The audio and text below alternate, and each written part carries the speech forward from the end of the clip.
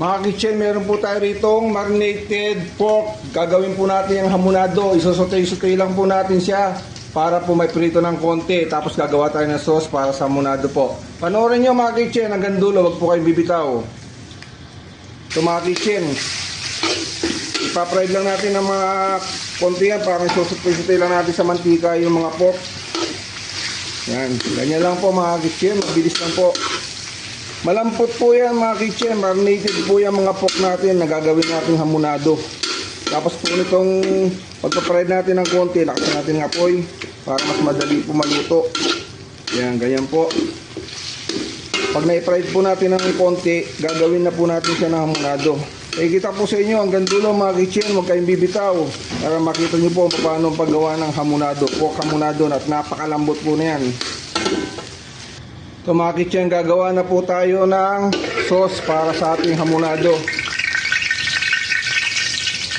Yan, painit muna natin yung mantika, tapos babagsak muna yung bawang. Isa muna natin yung bawang. Ganun lang naman kadali yan mga kitchen. Pagkagawa natin ng sauce, babagsak lang natin yung karne kanita ng pork na marinated.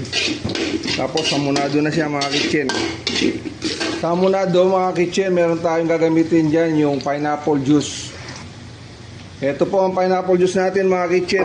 Lalagay na natin. Yan po ang pinaka main na sabaw ng hamonado.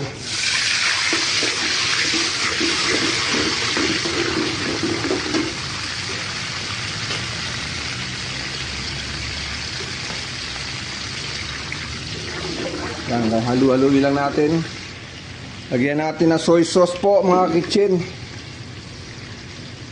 Yan. Lagyan natin ng konti. Yan, ganun lang po. Meron tayong pineapple slice dito mga kitchen. Papatong natin mamaya para sa design ng ating hamonado. Ilagay muna natin yung sabaw nito, sayang po, para magamit natin para sa sauce ng hamonado. Mga kitchen, lagyan natin ito ng oyster sauce para mas masarap po yung sauce niya. Yan. Halaputin lang po natin yung sauce mga kitchen. Lagyan natin ng slurry. Yan po ma'am, mga kitchen. Ayan po. Lagyan po natin ng konting slurry para lumapot po. Tapos lalagay na natin yung karne ng baboy. So mga kitchen, binagsak ko na. Lagay ko na po yung karne ng baboy para sa hamonado. Haluin lang po natin. Yan, halo-halo lang po. Hanggang sipsipin po nung karne yung sauce para mas malasa po siya. Ganyan lang po mga kitchen. Haluan lang po lang.